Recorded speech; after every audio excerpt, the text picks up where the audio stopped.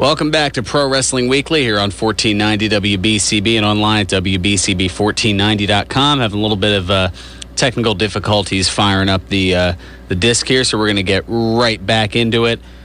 We're going to play a little clip of James Storm and company from this past Thursday on Impact. While Bill Melody, he's working on taking care of that.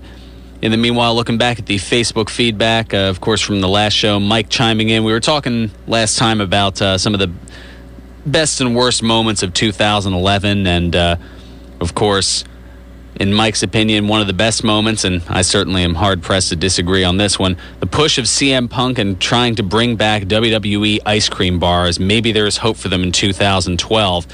Actually, Mike, I did get a little bit of an update on that. Courtesy, well, right from the horse's mouth, CM Punk himself.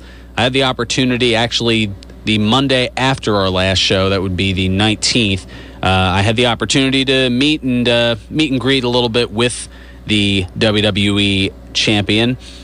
Special thanks to Brian over on the FM dial for that. Not, without giving too much away, of course, because I don't want to get into any kind of trouble. But special thanks to Brian over on the FM dial for helping set that up. But he did say that it's mainly a matter of like licensing and some other issues. But it hasn't been taken off the table. It's it's just a matter of going through a bunch of legal stuff, which unfortunately does take time.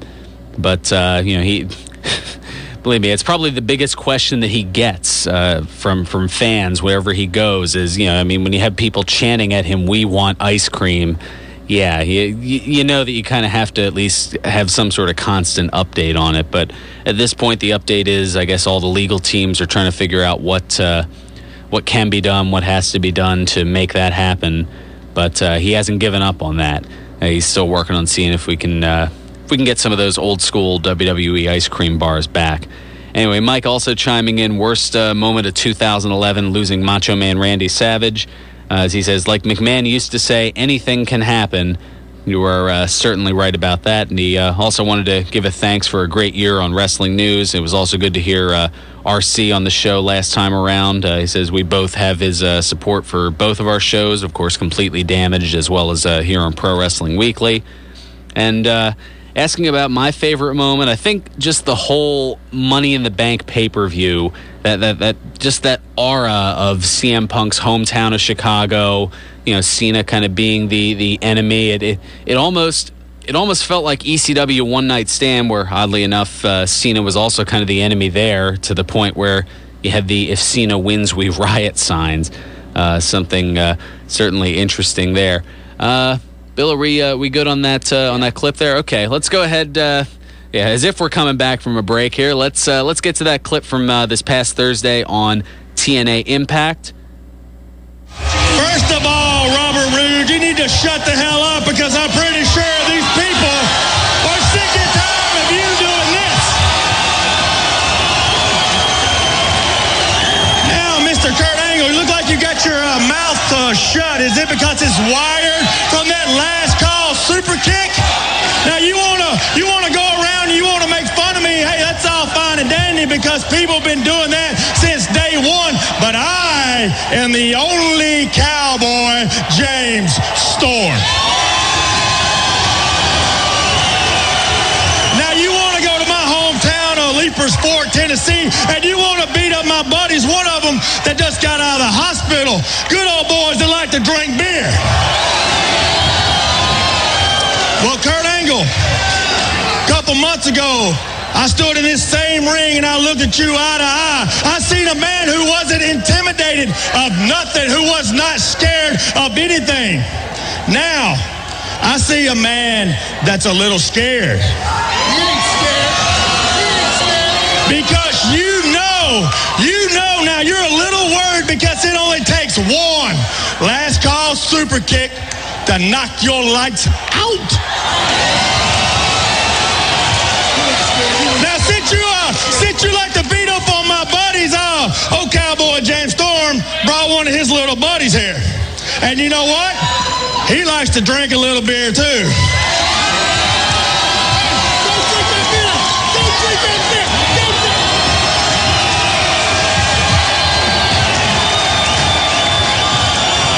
Now, you look like like you're about to pee yourself or you want to say something. Yeah, go. Shut up, Kurt. I'm talking.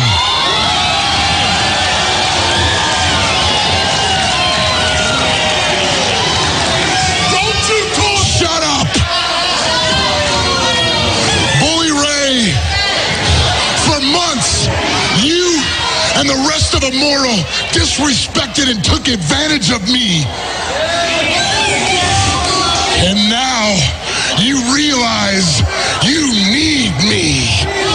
You and Immortal need my power and need my strength and need my size.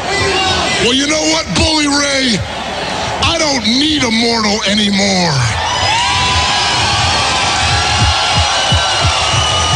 All I need is you. And at Genesis, in that Monsters Ball match, I'm gonna make you pay. I'm gonna make you suffer for all the sins of Immortal.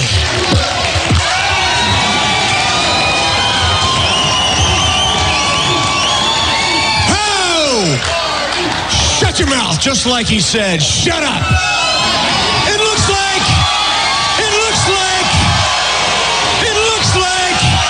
it feels like we got ourselves a main event for tonight. A six-man tag. You, I guess you, and you.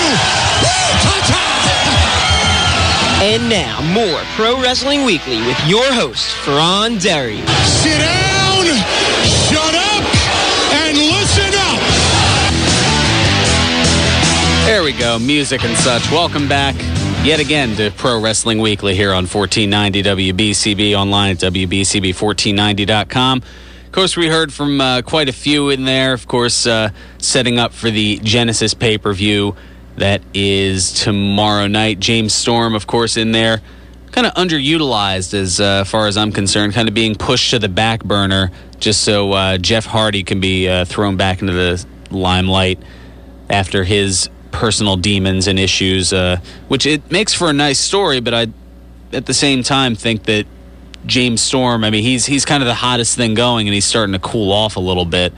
So, I don't know. I think you might want to strike while the iron's hot with James Storm if you're TNA, but you can certainly give me your thoughts on that at 215-949-3232 or toll-free at 888-922-2149. Taking a look at that Genesis pay-per-view, we've got the lineup here. Let me give my predictions certain to go wrong for the 8 matches on the card for that.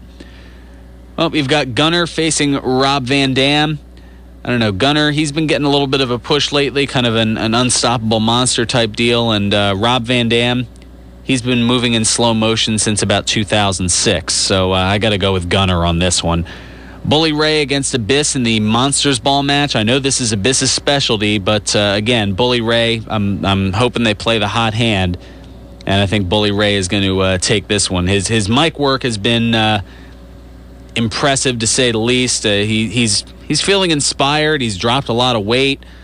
Wouldn't surprise me if WWE gives him another look if his contract's running up soon, and maybe that's what's inspiring him. It's hard to say. Gail Kim against Mickie James for the Knockouts title. I think Kim retains here.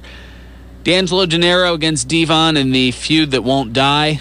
I'm going to go with the Pope on this one. Hopefully they can move on to some other story. This is bordering on going on as long as Chris Benoit and Kevin Sullivan. Okay, maybe not that long, but it's getting up there. I think Dinero is going to win that one. Austin Aries defending the X Division title in a 4-way match against Kid Cash, Zema Ion, and Jesse Sorensen. I think Aries is going to retain here, kind of build that momentum, try to bring some credibility back to the X Division Championship. Matt Morgan and Crimson against Samoa Joe and Magnus. I've got Morgan and Crimson winning that one. Kurt Angle against James Storm. That should more than likely be the match of the night, either that or the X Division match. I think Storm's going to win that and try to build back a little bit of the momentum lost over the course of the holiday season. And finally, Bobby Roode against Jeff Hardy for the TNA World Heavyweight Championship. I think Roode's going to retain in some fashion. Doesn't necessarily mean he's going to win the match. I mean, Hardy could win by disqualification, something like that. But either way, I think Roode is going to hang on to the belt. Some other bits of news and other things going on that's, a lot of it's been rather interesting. As I had teased before the break, a follow-up from that story back in October about Travis Tomko. Of course, you remember mentioned here, and if you don't, well, back in October, he was arrested for robbing a CVS pharmacy and taking quite a few pills of OxyContin, and then going over to a nearby Chili's restaurant, going into the asking for a spoon, going into the bathroom, and proceeding to melt down and utilize in a drug-like fashion. I'll admit I'm not exactly an expert on how all that works, so I don't know if I want experts to necessarily call in on that, but no, I'm getting the no from producer Wild Bill Melody on that one. That might take things in a very negative direction. But, yes, he utilized stolen drugs, to say the least, for his own personal issues. But the attorney for the former WWE wrestler, he spoke with the St. Augustine Record regarding his client's October arrest and subsequent admission to WWE-sponsored rehab. Quote, "I have nothing but great things to report about his recovery." That's according to the attorney. He's had countless operations over the last decade, to his knees, to his shoulders, you name it. It just caught up with him. That is very true. I mean, injuries in wrestling, we talked about the injury bug already. I mean, there are ways to handle it, ways to work around it, and then ways to kind of get caught up in the various pain pills. And Tomko, unfortunately, suffered the third fate. And I don't even know where to go with this, so this is just chuckle-worthy. Shawn Michaels, I said, getting a little bit of street cred in the new rap song Up by Love Rants featuring 50 Cent, Young Jeezy, and T.I. 50 Cent mentions Shawn Michaels, and I'd get into the lyrics, but I'd be taken off the air. So I would say go listen to that. Kids, get your parents' permission because it's explicit lyrics and things of that nature, but he mentions that HBK Heartbreak Kid Freak bleep. I'll let you figure in the rest there. And also kind of making a reference to Elite. And Shawn Michaels followed up by tweeting, "Does that mean I get street cred now?" Which I thought was rather entertaining. A little bit outside of the wrestling world, but featuring a former WWE champion, Brock Lesnar. Well, after losing in the first round to Alistair Overeem, that, of course, happening last week, Lesnar announced that he was retiring from UFC. He said he promised his kids he'd retire if he lost and thanked Dana White and the fans for the opportunity to fight there. His ribs got busted up pretty good in that fight, and medically, even if he wanted to go back on that retirement, he's not going to be medically cleared, at least by the Nevada State Athletic Commission, for roughly the next 6 months. So we'll see what Brock decides to do. It'll more than likely be a little late for WrestleMania 28. I don't think he's going to want to get into that because that's pretty much The Rock's payday. Although one person who is possibly interested in wrestling at WrestleMania 28, NBA star Shaquille O'Neal. That's right, Shaq, the Big Nasty. Or no, actually the Big Show's the Big Nasty, but the Big Show, he might be an opponent. He told Sirius Satellite Radio, Shaquille O'Neal did, that he is in talks with WWE regarding a potential match against the Big Show against the Big Aristotle. Should be interesting if that goes down at WrestleMania 28. And we've had some other celebrity involvement, and wow. Well, that courtesy of Beth Phoenix. She's been on the warpath, at least as far as tweeting goes. Not too long before Christmas, Beth Phoenix mentioning wrestler Karma, who we haven't seen since she announced that she was essentially going to be on maternity leave. Quote, "I'm not afraid of anyone or anything." This according to the Glamazon. "I don't believe in karma. I believe in me, myself, and I." So maybe planting the seeds for a feud sometime this spring when Karma comes back from her maternity leave. It's hard to say. But, well, the Glamazon, she kept it going in a different direction, and all thanks to something totally unrelated, at least other than the fact that it involved another former diva. Former WWE diva Tori Wilson. She's now dating New York Yankee third baseman Alex Rodriguez. That's right, A-Rod and Tori Wilson. Seems to be something about these former divas that they're now hitting high-profile Hollywood, between George Clooney dating Stacy Keibler and now A-Rod dating Tori Wilson. The couple, they were seen at an L.A. Lakers game, seemingly confirming the rumors that the two have been dating. But here's how Beth Phoenix is involved in all this. They're reporting of this on the E! Entertainment show Chelsea Lately. You might have heard of that. Sparked a media battle between Beth Phoenix and Chelsea Handler. She, of course, is the comedian and host of that late-night show Chelsea Lately on E! Phoenix's comments at Chelsea Handler makes some off-color comments about women's wrestling last night. Being WWE's Divas Champ, I can tell you with confidence that if Chelsea Handler has any question about what a women's wrestler can do or how well we entertain, I'd be happy to show her. Please allow me to invite you to see a WWE event live firsthand, February 24th at the Staples Center. Of course, the invitation to Chelsea Handler extends to the ring anytime, any place, if you would like to see what the champ is made of. And then, of course, Beth posted a link of her hitting the Glam Slam on Eve from the top rope at the last pay-per-view. Chelsea, well, she responded that she didn't know who the women wrestlers were, but she was scared of them. Pretty smart move on Chelsea's part. And then Phoenix, catching that video, later tweeted, I appreciate Chelsea Handler being honest about being too scared to accept my invitation. Who wouldn't be? And now on to perform for my fans. That's pretty much as far as it looks like that's going to go, but who knows? Chelsea, she has been known to get her mouth into trouble before, at least as my significant other has told me, who is an avid Chelsea Lately watcher. Myself, not so much.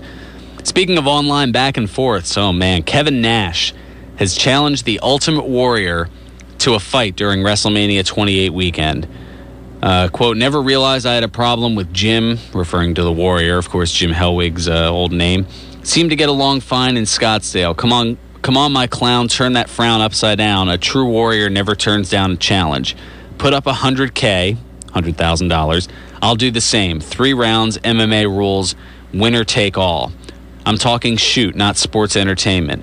Jim Hellwig needs to put up or shut the bleep up. Day before Mania in Miami Arena. Warrior will have to pass HIV and in other words, hepatitis, A, B, and C tests. I'll do the same. I'm tired of this guy talking bleep about the boys and me. When they stop it or you tap, I'll quit or you can apologize like the bleep you are. You should watch your mouth, which is interesting considering all the bleeping that I have to do to make this safe for radio. You know you're a bleep. You want nothing to do with me. You ran out of your gym to avoid me. You want to go bleep, name the time and place. If not, shut your bleeper and forget my name. Bleep, make me $100K richer. Well, what started all this apparently and all the bleeping? This all started because Warrior took a shot at Nash when responding to a fan question. He was asked why not dye his hair and, quote, pull a Kevin Nash return. And Warrior responded, I'm not a bleep head who thrives on stealing the limelight from young guys. So after that challenge was thrown down, the Ultimate Warrior recorded a 10-minute video in which he responded to Kevin Nash's challenge to a shoot fight. And to summarize it, because I don't know if that would take a lot of editing to play all that, and we have better things to talk about. But the Warrior said he thinks that after all these years, Nash would be more open to truths about himself. He called Nash a 2-bit manipulator. Well, he called him a lot of other things as well, but I can't say those things on the air. He says, everybody knows that you're a cheater and a thief afraid to compete on your merits alone. He also referenced Nash's recent run in the WWE, and the only reason that he got that is because of his buddy Triple H, and said that Triple H is the same type of vile human being that Nash is. He said the younger wrestlers don't get criticized by him. I do, though, tell the truth and call absolute BS by guys like you. Warrior continued to accuse Nash and other aging stars of stealing the spotlight and devouring a huge chunk of the talent budget. So, of course, everything's monetarily devised. Warrior suggested that Nash pack his bags and go home. And then Nash, taking it back to Twitter, he says, quote, Hellwig goes Dr. Evil on me. What does he want, $1 billion? How about this, Jim? You pick the time and place for free and fun. Because apparently even he also said in the video, Warrior added, even if you add a 0 at the end, of course, bumping it up to 1 million, Warrior still wouldn't be interested. So, wow, back and forth stuff between Kevin Nash and the Ultimate Warrior. Interesting to see where that will go as well. Anyway, we'll take care of our second bit of business.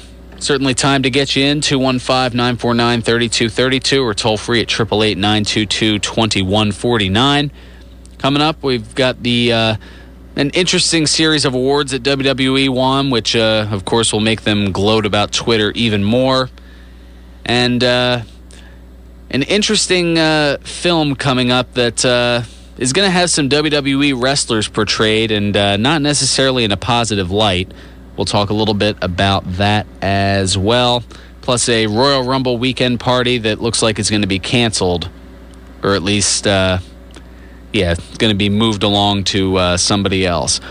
All that, plus more of your calls, thoughts, and otherwise here on Pro Wrestling Weekly on 1490 WBCB and online at WBCB1490.com.